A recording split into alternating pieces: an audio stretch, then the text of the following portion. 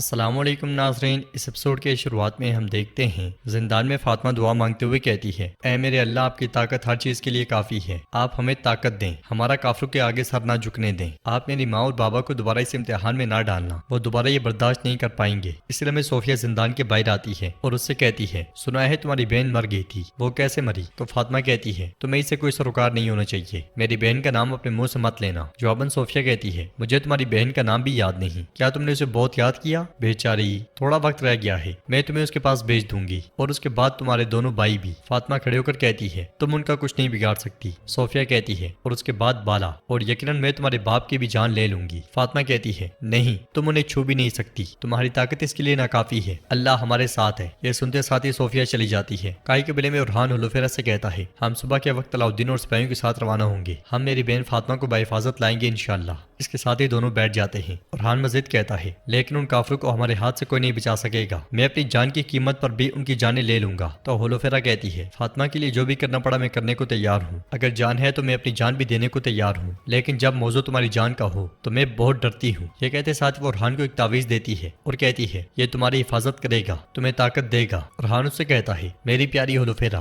مجھے یہ تعویذ ضرور دو، مگر یہ بتاؤ یہ آیا کہاں سے؟ جواباً حلوفیرہ کہتی ہے، بازار میں جب مجھے فاطمہ کی خبر ملی تو مجھے ایسے لگا جیسے میرا دل پہاڑ کے نیچے کچلا جا رہا ہو، وہاں موجود ایک بوڑھی خاتون نے مجھے یہ تعویذ دیا۔ اس کے ساتھ ہی ہمیں وہ لمحہ دکھایا جاتا ہے جب اس خاتون نے حلوفیرہ سے پوچھا تھا، تم عثمان صاحب کی بہو ہو نا، تم پریشان ہو، کیا کوئی مسئلہ ہے؟ تو حلوفیرہ نے کہا تھا، مجھے بری خبر ملی ہے۔ یہ سنتے ساتھ ہی اس خاتون نے تعویذ نکال کر حلوفیرہ کے ہاتھ میں رکھ دیا تھا اور کہا تھا، تمہارا دل بہت پریشان ہے، یہ میری طرف سے تمہارے لیے تحفہ ہے، یہ تعویذ ہے، اللہ تمہیں تمام برائیوں سے محفوظ رکھے گا۔ یہ کہتے ساتھ ہی خاتون آگے بڑھ گئی تھی۔ اس خیال کے بعد حلوفیرہ کہتی ہے، میں نے اسے تھامتے ساتھ ہی اپنا دل ہلکا محسوس کیا، میں نے اپنے آپ سے کہا کہ ٹھیک ہے، فاطمہ کو کچھ نہیں ہوگا، یہ تمہاری بھی حفاظت کرے گا ارحان۔ یہ کہتے ساتھ ہی وہ تعویذ اس کے گلے میں ڈال دیتی ہے تو ارحان کہتا ہے، وہ خاتون حضرت خضر علیہ السلام کی طرح تمہارے پاس آئی۔ حلوفیرہ پوچھتی ہے، خضر علیہ السلام وہ کون ہے؟ تو ارحان کہتا ہے، حضرت خضر علیہ السلام جو حضرت موسیٰ علیہ السلام کے ساتھی تھے، اور ان کا ذکر سورۃ الکہف میں ہے، ضرورت مندوں کی مدد کرنے والی ایک بابرکت ذات۔ پہلے ہم فاطمہ کو بچا لیں، پھر کیا تم چاہو گی کہ میں تمہارے لیے سورۃ الکہف پڑھوں اور تم اس کے آیات سے سب کچھ جان لو گی کہ حضرت خضر علیہ السلام کون تھے؟ یہ سن کر حلوفیرہ کہتی ہے، میں ضرور سننا چاہوں گی۔ ادھر صوفیہ لوکاس کے پاس آتی ہے تو لوکاس کہتا ہے، بیحان نے اپنے بیٹے کے بدلے عثمان کو بھیج دیا۔ صوفیہ کہتی ہے، بہت خوب، شاباش بیحان۔ لوکاس پوچھتا ہے، تم کہاں سے آ رہی ہو؟ صوفیہ کہتی ہے، زندان سے۔ لوکاس کہتا ہے، چھوٹی شیطان کبھی ہار نہیں مانتی ہے نا،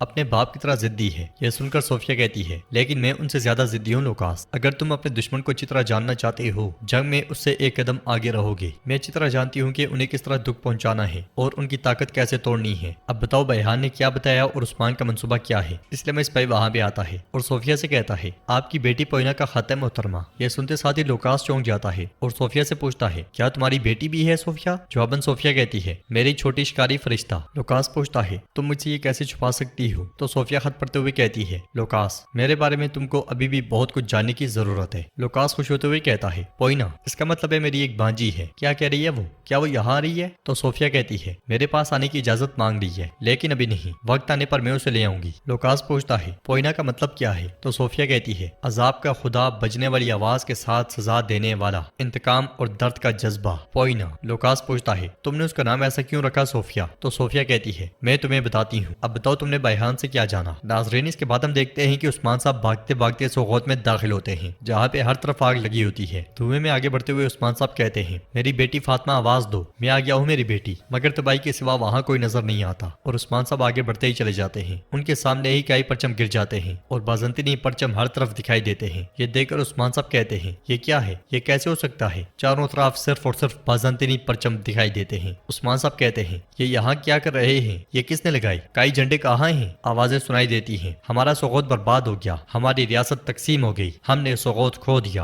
عثمان صاحب، آپ نے سوغوت کھو دیا؟ تو عثمان صاحب کہتے ہیں، نہیں نہیں نہیں، ہم نے کچھ نہیں کھویا، سوغوت اب بھی ہمارا ہے، ہماری ریاست اب تک کھڑی ہے، مگر آوازیں آتی ہیں، ہم نے سوغوت کھو دیا۔ عثمان صاحب چلاتے ہوئے کہتے ہیں، یہ کون کہہ رہا ہے؟ کون کہتا ہے یہ؟ سفید لباس میں ملبوس فاطمہ ان کے سامنے آتی ہے اور عثمان صاحب کی جانب بڑھتی چلی جاتی ہے۔ اسے دیکھ کر عثمان صاحب بازو پھیلاتے ہوئے کہتے ہیں، میری پیاری بیٹی، آؤ ڈرو مت، کوئی تمہیں کچھ نہیں کرے گا، تم اب محفوظ ہو، چلو آ جاؤ۔ مگر فاطمہ ایک لکڑی کے پاس رک جاتی ہے۔ پیچھے پیچھے اپنا چہرہ ڈھکے ہوئے صوفیہ بھی آتی ہے جس کے ہاتھ میں ایک بڑا کلہاڑا ہوتا ہے۔ اسے دیکھ کر عثمان صاحب کہتے ہیں، تم یہاں کیا کر رہی ہو؟ جواب نہ ملنے پر عثمان صاحب چلاتے ہوئے کہتے ہیں، تم بدتمیز کتیا، تم یہاں کیا کر رہی ہو؟ میری بیٹی کو مت چھونا۔ صوفیہ اس کے بالکل پاس آ جاتی ہے اور کہتی ہے تم نے بہت دیر کر دی عثمان، تم سغوت سے ہاتھ دھو بیٹھے، اب تمہاری بیٹی فاطمہ کی باری ہے۔ عثمان صاحب مسلسل اس سے کہتے ہیں ہاتھ مت لگانا اسے، میں تمہیں مار ڈالوں گا، مگر فاطمہ خود ہی اس کے سامنے گھٹنوں کے بل بیٹھ جاتی ہے۔ یہ دیکھ کر عثمان صاحب کہتے ہیں فاطمہ ایسا نہ کرو، فاطمہ کا سر لکڑی پر ہوتا ہے، اور عثمان صاحب کہہ رہے ہوتے ہیں رک جاؤ فاطمہ رک جاؤ۔ صوفیہ کہتی ہے میں اس کی جلاد بنوں گی۔ یہ کہتے ساتھ ہی وہ کلہاڑا فاطمہ کی گردن پر رکھ دیتی ہے۔ فاطمہ روتے ہوئے بابا بابا پکارتی ہے۔ صوفیہ جیسے ہی کلہاڑا فضا میں بلند کرتی ہے، عثمان صاحب اس کی جانب دوڑ پڑتے ہیں اور اس کے پاس پہنچتے ساتھ ہی پے در پے کئی وار کرتے ہیں، مگر صوفیہ کو کچھ نہیں ہوتا، اور کچھ دیر بعد ایسے دکھائی دیتا ہے کہ عثمان صاحب خالی جگہ پہ وار کر رہے ہیں، جبکہ صوفیہ ابھی بھی ان سے دور ہے۔ عثمان صاحب پھر سے بھاگتے ہیں، پھر سے وار کرتے ہیں، مگر اب کی بار بھی صوفیہ دور دکھائی دیتی ہے اور عثمان صاحب خالی جگہ پہ وار کر رہے ہوتے ہیں۔ یہ دیکھ کر عثمان صاحب دور سے ہی تلوار اس کی جانب پھینک دیتے ہیں، اور تلوار بھی صوفیہ کے پاس سے ہوتی ہوئی نکل جاتی ہے اور صوفیہ فاطمہ کی گردن پر وار کر دیتی ہے۔ عثمان صاحب دیکھتے رہ جاتے ہیں، فاطمہ بے جان ہو کر گر جاتی ہے۔ یہ دیکھ کر عثمان صاحب چلا اٹھتے ہیں نہیں نہیں نہیں، اور اس نہیں نہیں کے ساتھ ہی عثمان صاحب ہڑبڑا کے اٹھ جاتے ہیں، وہ پسینے میں شرابور ہوتے ہیں اور کہتے ہیں یا رب مجھے اپنی بیٹیوں کے ہاتھوں سے بچانے کی طاقت عطا فرما، مجھے طاقت اور استقامت عطا فرما۔ جواباً بالا خاتون کہتی ہے آمین عثمان آمین، صبح سب کچھ ٹھیک ہو جائے گا، انشاءاللہ ہمارے دلوں کی یہ پریشانی ختم ہو جائے گی۔ اس پر عثمان صاحب بھی انشاءاللہ کہتے ہیں۔ صبح کے وقت کائی قبیلے میں گونچا علاؤالدین سے کہتی ہے میں تمہارے ساتھ آتی ہوں علاؤالدین، اس طرح ہاتھ باندھے بیٹھنا میرے لیے مشکل ہے۔ تو علاؤالدین اس سے کہتا ہے نہیں قبیلہ تمہارے پاس امانت ہے گونچا، فکر نہ کرو، ہم اپنی بہن کو بچا کر لے آئیں گے۔ گونچا کہتی ہے تم فاطمہ سے الگ طرح کی محبت کرتے ہو علاؤالدین؟ تو علاؤالدین کہتا ہے جب ہم نے حلیمہ کو جلدی کھو دیا، میں فاطمہ سے مختلف انداز میں بن گیا، فاطمہ ہمارے نہ برے زخموں پر مرہم بن گئی، اس دن سے وہ کبھی مجھ سے الگ نہیں ہوئی۔ تو گونچا کہتی ہے بہن کا رشتہ الگ ہے علاؤالدین، اس کی غیر موجودگی انسان کے اندر ایک بہت بڑا خلا چھوڑ دیتی ہے اور اسے بھرا نہیں جا سکتا، لیکن تم اپنی بہن سے ملو گے۔ اس لیے میں ارحان وہاں آتا ہے اور کہتا ہے چلو بھائی وقت ہو گیا ہے۔ یہ کہتے اور سنتے ساتھ ہی وہ دونوں خیمے سے نکل جاتے ہیں۔ ادھر عثمان صاحب بالا خاتون سے کہتے ہیں ہم جا کر اپنی بیٹی کو لے آئیں گے بالا، فاطمہ شام کو دسترخوان لگائے گی، وہ اپنے بھائیوں سے پھر سے مذاق کرے گی، جو جال انہوں نے ہمارے لیے بچھایا ہے ہم ان کے سروں پر گرا دیں گے، ہمارے بچے فاطمہ کو بچا لائیں گے اور ہم سغوت جائیں گے۔ اس لیے میں توران آ کر کہتا ہے حضور کراسے صاحب آئے ہیں۔ تو عثمان صاحب کہتے ہیں اسے صدران کی موجودگی میں بلاؤ۔ باہر سردار کراسے قبیلے میں داخل ہوتا ہے اور بگی سے اتر کر آگے بڑھتا ہے۔ سیڑھیوں پر رکتے ہوئے وہ لوگوں کی جانب دیکھتے ہوئے کہتا ہے عثمان فیصلہ تم کرو گے، یا تو تم وہی کرو جو میں کہتا ہوں، ورنہ یہ وہ لوگ ہیں جو اندر ہی اندر خون بہا رہے ہیں اور اپنے ساتھ توہین سمجھتے ہیں، یہ مجھ سے اپنی امیدیں پائیں گے۔ یہ کہتے ساتھ ہی وہ آگے بڑھ جاتا ہے۔ تو ناظرین اس کے ساتھ ایپیسوڈ بھی اختتام پذیر ہوتی ہے۔ اگر آپ کو ویڈیو پسند آئے تو ویڈیو کو لائک کر دیں، چینل کو سبسکرائب نہیں کیا ہوا تو سبسکرائب کرنے کے ساتھ ساتھ گھنٹی کا آئیکن کو